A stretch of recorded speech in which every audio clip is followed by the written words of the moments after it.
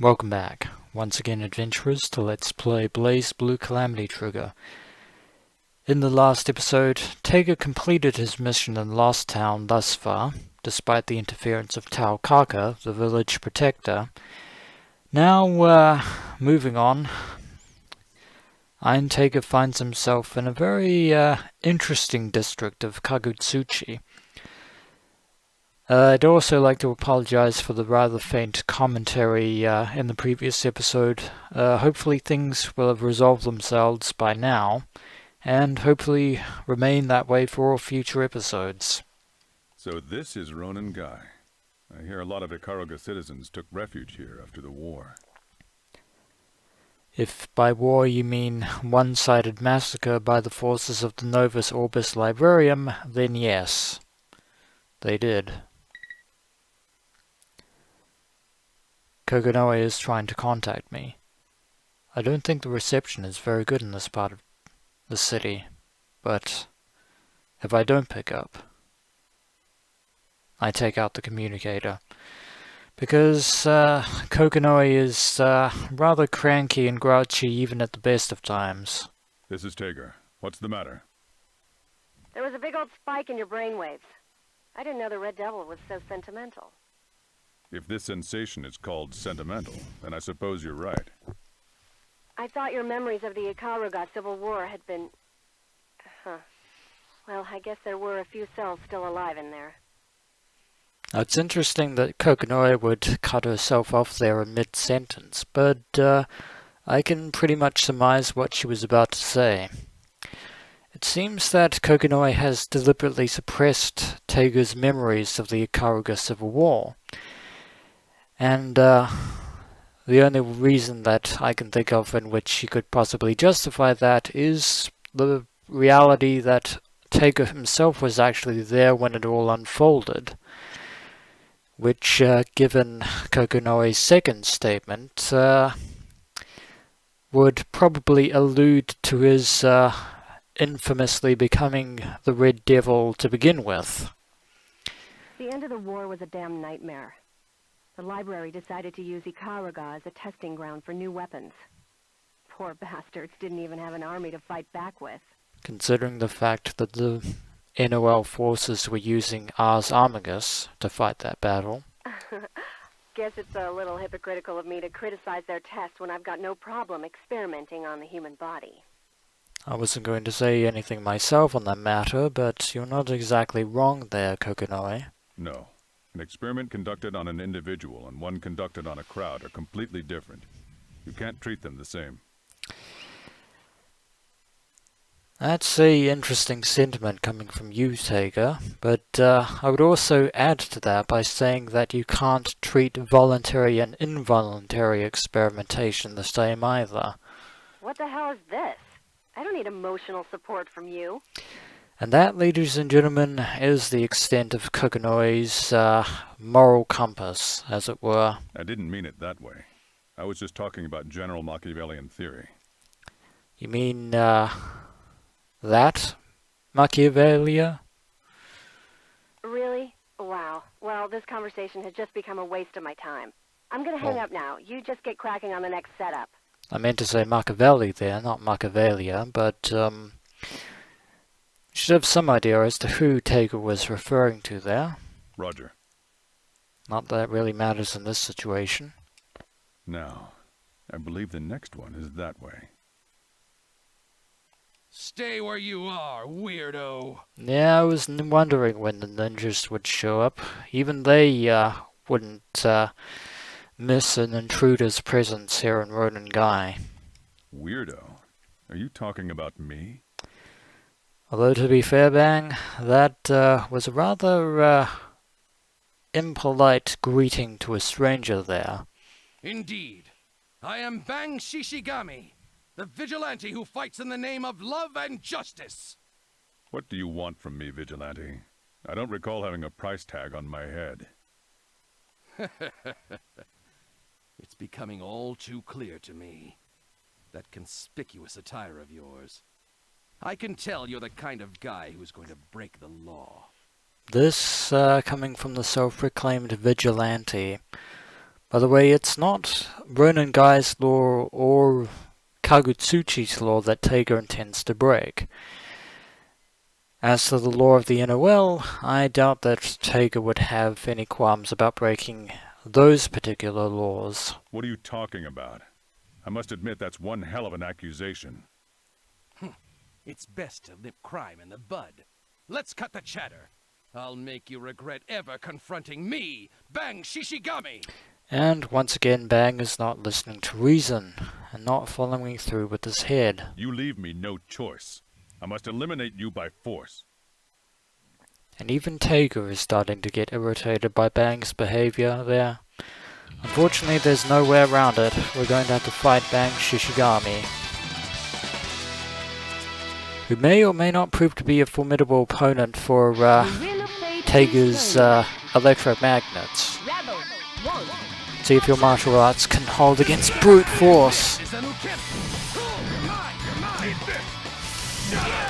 least I won't be bored.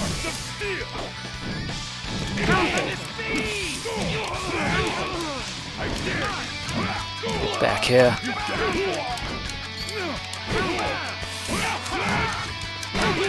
Oop. Not today, and I should really, there we go, what?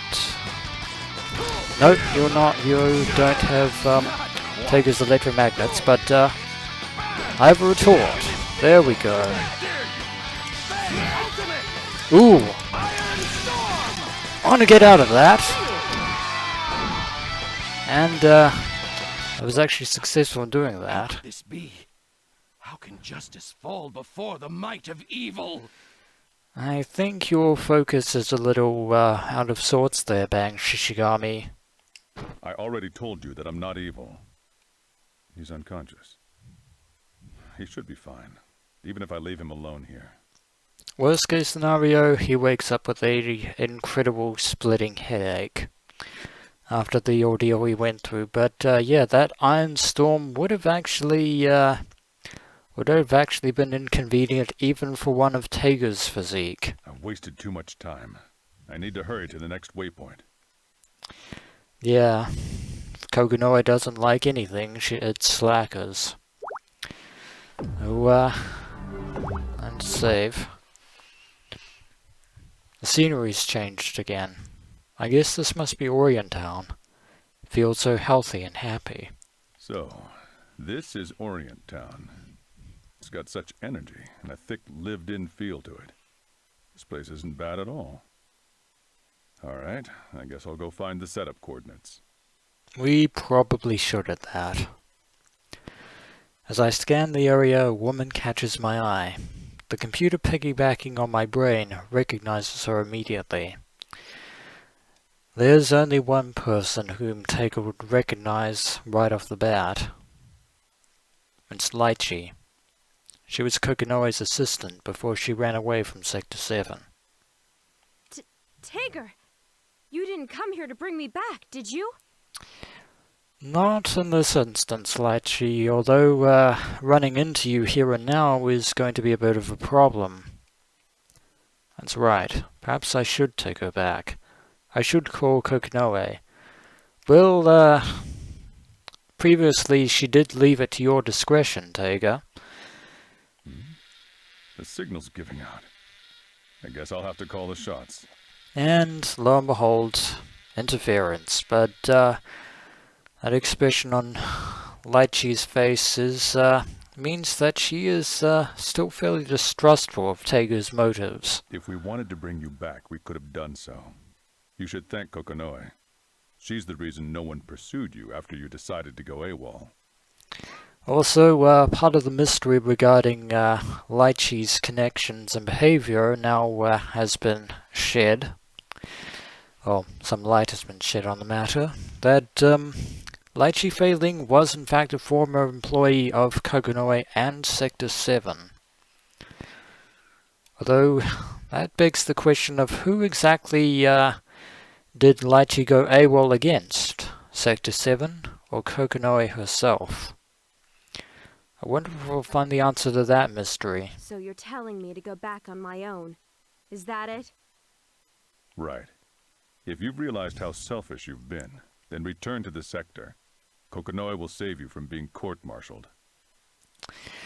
That's actually a pretty tall order for Tega, considering the fact that Kokonoi gets on with Sector 7 superiors like oil and water.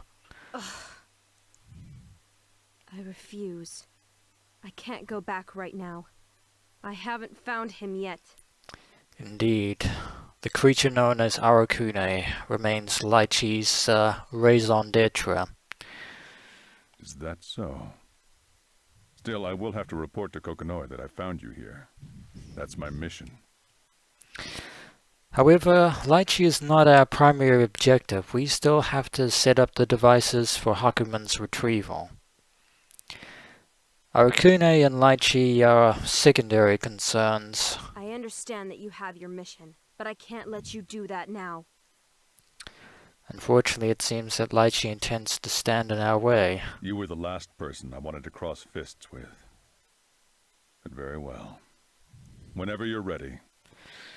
Sincerity to the end. That is Iron Taker's way. But there is no avoiding this. Let us do battle, Litchi Faye-Ling. And I doubt you're going to be a pushover, especially with that manta bow. That manta bow is going to be a real thorn in my side, as it were. Hopefully we can get this settled and not disturb the people of Orient Town. Ooh, that manta bow is seriously a problem. Oh. Get back here. And unfortunately, there is a bit of slowdown, which is unfortunate. And Litchi actually managed to counter Iron Taker's attack there. Oh, manta bow. Ooh. Get up. Nope. Litchi's physique is actually doing her well here. She's able to evade Iron Taker.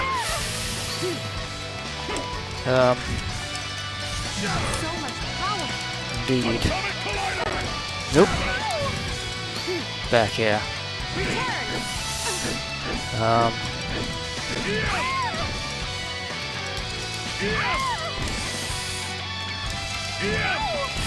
Yeah. Try to put you down, well, put you down fairly well, and I was going for, was actually going for a Spark Bolt there. Since Taker's... So much power. Well, I'll just, attack with that. That was actually a pretty one-sided fight in the end. I can't go back yet. But, toying around with Litchi is actually slightly more trouble than it's worth. But, I would have been remiss in unleashing a distortion drive against her. There was no need to go that far. I'm sorry, Litchi. Shame on you, son.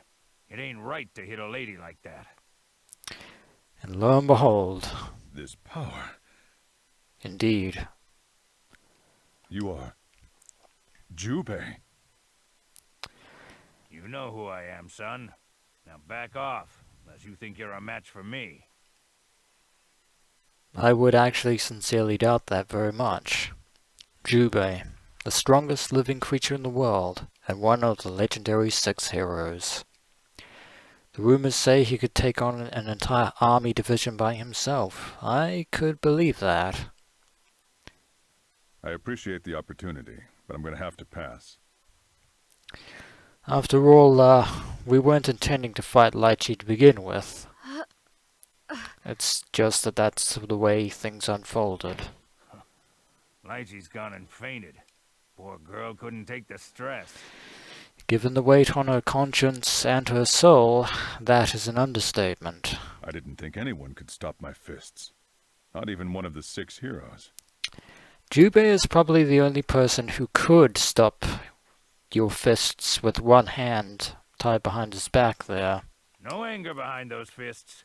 Ain't hard to stop a fella what don't want to hurt you. But I can't abide you laying a hand on the lady here. Even Jubei has his principles. In that, he and Taiga actually have something in common. I didn't mean to hurt her. I just needed to know how determined she was. And in the case of Arakune, Litchi Faye-Ling is determined to save him, no matter what. Determined, huh? Jubei stares at me with the piercing eyes of a cat. His stare reminds me of Kokonoi. Funny that. I reckon you're telling the truth. You leave her to me, son, and get yourself wherever it is you need to go. If she comes to while you're here, things are bound to get messy. Seems like Jubei is intent on leaving us be and not interfering for the time being. Thanks. I owe you one. Should I tell Kokonoi I encountered Jubei? That would probably be classified under worst idea in the history of the planet. No, I asked her about him once before. She was in a bad mood for a week. Perhaps I should keep this to myself. A week, eh? I would actually consider the fact, given Kokonoi's short-tempered, she'd be in a bad mood for at least a month. His eyes, though, they're so similar. Indeed, and it's not just their eyes. That's absurd. I shouldn't dig too deep. Besides, it's not a very good idea to put Kokono in a bad mood. Your ideas aren't that far-fetched, Taiga. But, time to save again. There's only one more unit left to be set up. Unfortunately, it looks like I've saved the most difficult one for last. Yes, indeed. The very heart of the NOL's headquarters here at the top of Kagutsuchi. The place they call the Cathedral. Well, that is it for this episode of Let's Play BlazBlue Calamity Trigger. 2 fights for the price of 1. But things are only going to get tough from here on out. So, as always, adventurers, until next we meet.